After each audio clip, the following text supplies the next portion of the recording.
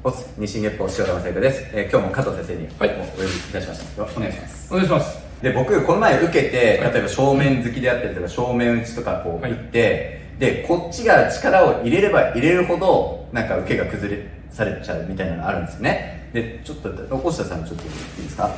それをね、僕はちょっと理論的にはあんま説明できないので、こう正面突きとかじゃあ打ってきた時にこうやって肘とかバンってやるわけじゃなくて、こう相手の肩にこう効かせてこう崩していくみたいなあるんですよ。だから全然打撃とかじゃなくてこういうことをやってるわけでもなく、相手の力があるからこそこうなんだろう、胴体を動かせるみたいなことがありました。それをこの前加藤先生、なんかやっていただいたんですよ。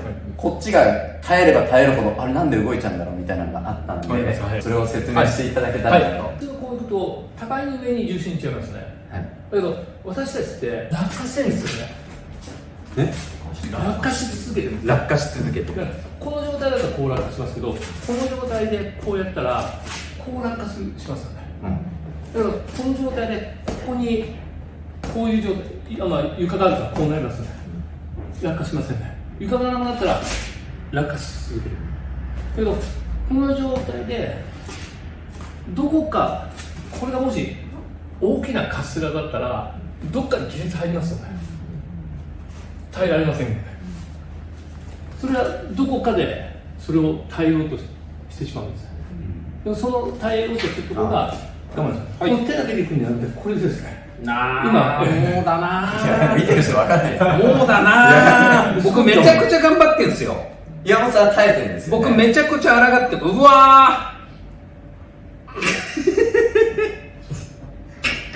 ちょっとなんでだろうな。岩本さん力入れ続けてめちゃくちゃ入れてますね。ちょっと角度がないと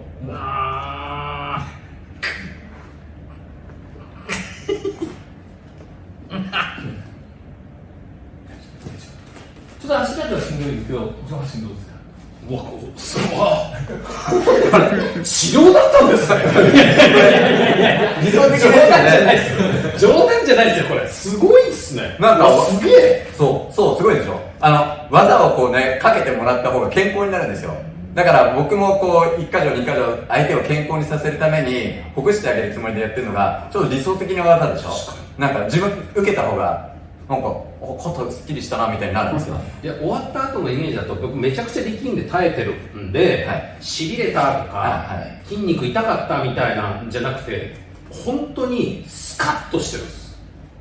何これすごっ。ロバート先生も、何これなんかね、感想は人それぞれなんか背景の違いは変わると思うんで、いい感じ。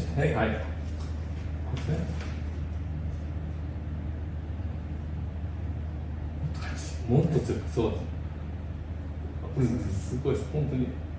石格闘技がやってるんですね。全然違うんですね。くるくるくるくるくる。これ。どこに来てる？若干だから背中の方のぐるーってこう回ってきて、これね抜かせたいとこ、いいね。いいね。これ背中にきますよね。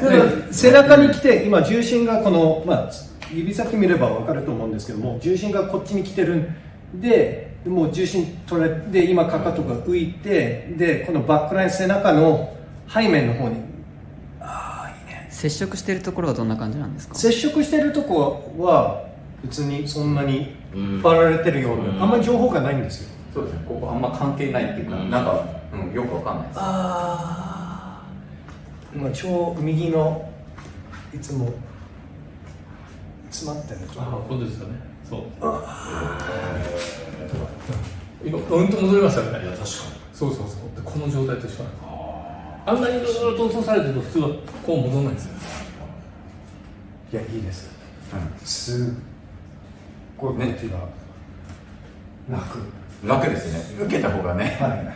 で、これ合気道をやる側からすると、逆に加藤先生は今ので何をやってる、どうやってやってるっていう、陣トレの先生ではないけども、そういったこともできるんですかね。今やってることは、その加藤先生のやり方が多分合気道にもつながってくるんじゃないかなっていう、はい、ここが接触点ではあるけども、こっちを結局動かしてるんで、そうですね、どうやってやってるんですか今ですか、はい、今はまずは、形は違いますね、今は2強になっちゃうんですけど、はい、この状態でがっちりしてればいいですよね。上半身だけやっちゃうと情報が、つまりごめんなさい、一方通行なんですね。そのせっかくの武道なのに、格闘技でいうと目の前の相手だけをこう相手するってなっちゃって、こっちからやったら人だまりがないんですね。で武道っていうのはこうなって全部を見るっていうんですね。こう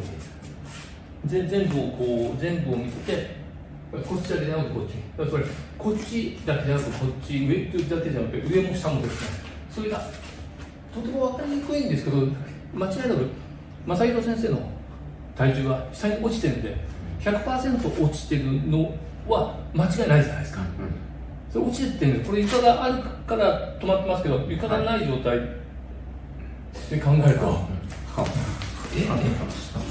そうなりますよね。はい、で今床がない状態を作ったんです。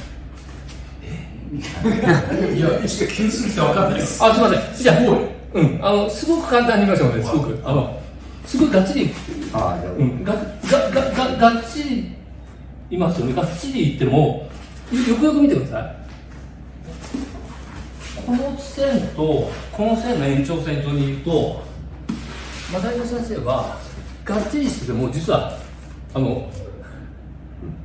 ですか、紐の上に乗ってると同じなんですよね。どうしてもね、絶対そうなるんですよ。綱渡りやってると同じ状態なんですよ。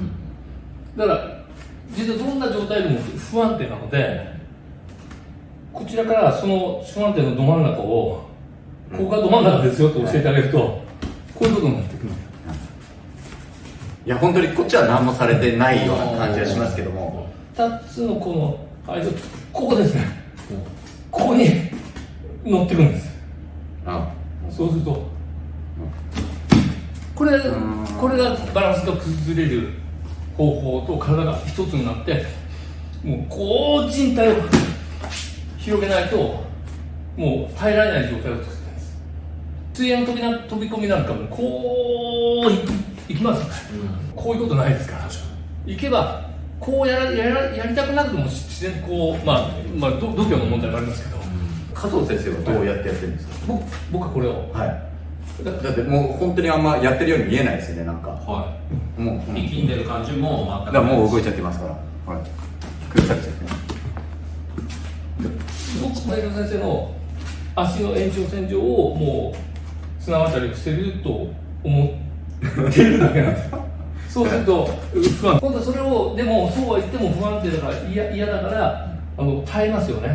ごたんな感じ。耐えたら、そこはコントロールができるわけですね。どうこうしよう。今こっちを固めなければ。でこうすると不安定になっちゃってるから、僕はここからいわゆる中心だって言われてるところちょっと近寄ってもらえますか。ただ反発きますよね。反発が来るからそこにこう合わせてます。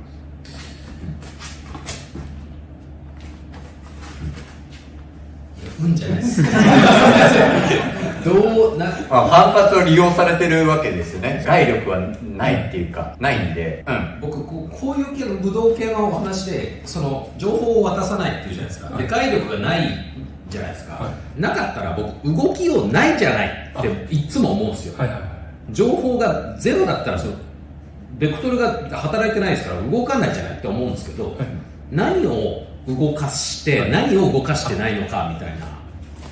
とてもいいところですね。ここはもう極論になっちゃうかもしれないですけど、ご遺体を火葬、インドとか、そういう路上で焚き火みたいな感じでやるわけです。そうするともう背骨でパーンと人体や筋肉が切れてバタバタ暴れるんですね。またぐーっともうそういうことって起きるんですよ。でそれって何かって言ったら、周りの筋肉がなくなってるから本来の体の背骨の動きっていうか形状に戻ろうと。人間の体って間違いなくそうなってるんですよ。赤ちゃんの時お腹の中で1年じゃあ10ヶ月ずっと丸まってたわけですから、それがまだ柔らかいからいいですけど、それが寝てる状態で半年くらい、それからもう動いて、それからハイハイすると逆に反りますよね。だからこういう動き、前と後ろの反り方でこの形状の強さを作ってますよね。それの状態で子供が一生懸命歩いて一人で自立で立とうとしてる時に、親がちょっと触ると子供ってやっぱこうなりますね。でこのぐらい離れてもここから飛び込んできますよね。それと同じ状況を作ってるんです。同じ状況を相手に作っている。作ってるんです。通常は外力を与えると嫌だってなるけど、北風と太陽みたいに外力で寒いからってじゃなくて、暖かくしてあげて安心させてあげて筋肉の発動をさせない状態にすると、本来の自分をここにいようとするんです。難しかったらすみません、逆立ちしてみましょう。できます。はい、できます。これですね、これね、僕がこうするので、こうやったら変えるじゃないですか。だからここの状態でいってください。この状態ギリギリのところ、ギリギリのところってふわっとなる瞬間ってありますよね。人って、あ、立てたって。すみません、ありがとうございます。ふわって立てたって時は、僕が言う安心感でふわっと立てたと思うじゃないですか。そうすると、ふわっとなるわけですね。そうすると、僕の安心感を、僕に植えられてるそれを探して、僕がちょっとずつこういったら、それに対してこう子供がこう歩き出すみたいなことが起きます。最初だけ何かを与えて、その後はこっちだよみたいなことをやられてる。そういうことなんです。そうだから外力じゃないんです。外力だと相手は反発しますから、そういう筋力が働いちゃって人体も発動しないんです。でも与えて安心感を与えて、でバランスをちょっとこっちだよってやってるとこう歩き出す。ちょっと動いてないところが動き出すんです。でもこの心の持ちようはその合気道と一緒で、相手を愛すというか受け入れるとなんか自然とあれなんか動いていっちゃってなるじゃないですか。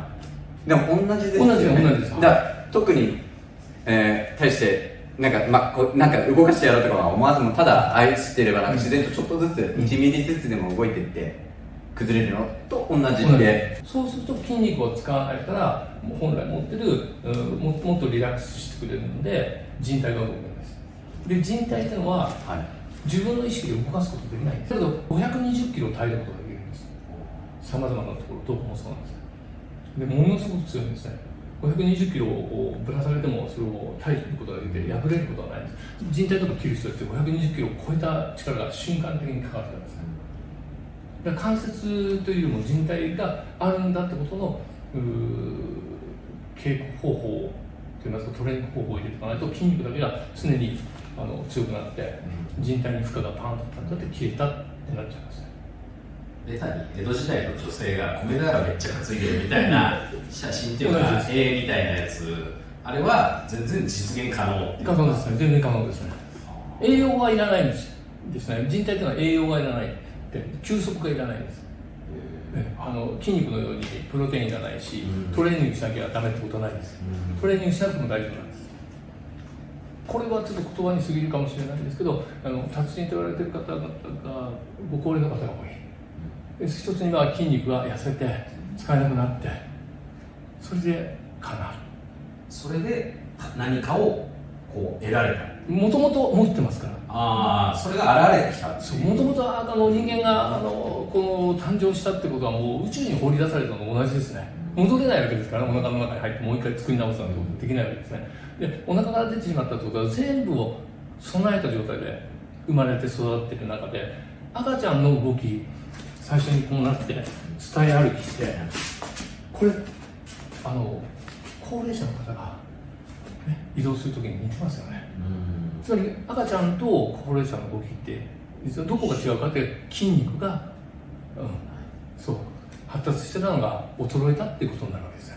途中で私たちって、幼稚園上がる頃から体を鍛え出しますから、これ武道では筋肉が邪魔だみたいなことを言ってるじゃないですか。やっぱ筋肉はなきゃない方が武道的にはいいっていう考えですか。とても優秀な組織なんで一番最初に、出てしまうんですね。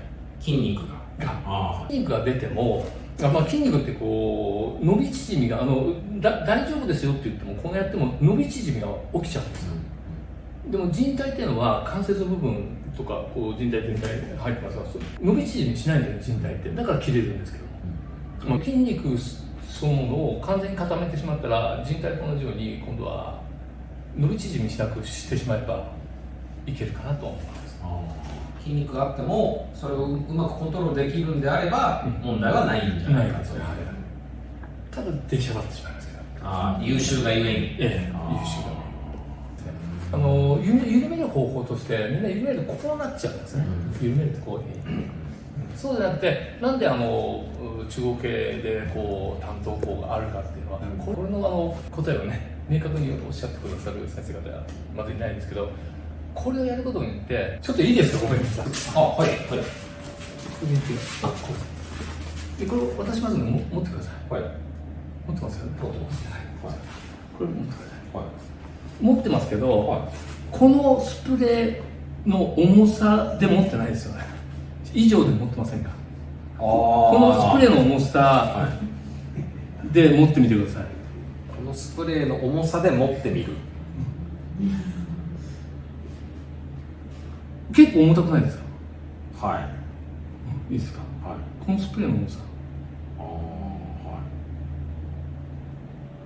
だから筋肉がもう使いすぎてしまって、この微妙なところが分かんなくなっちゃう。はい。なるほど。これ以上の筋肉で支えてしまっているってことですね。これ以上の1円玉の1円玉の1グラム以上の力で持ってしまうんです。私たちの、感覚はここの感覚がなくなっちゃってるんです。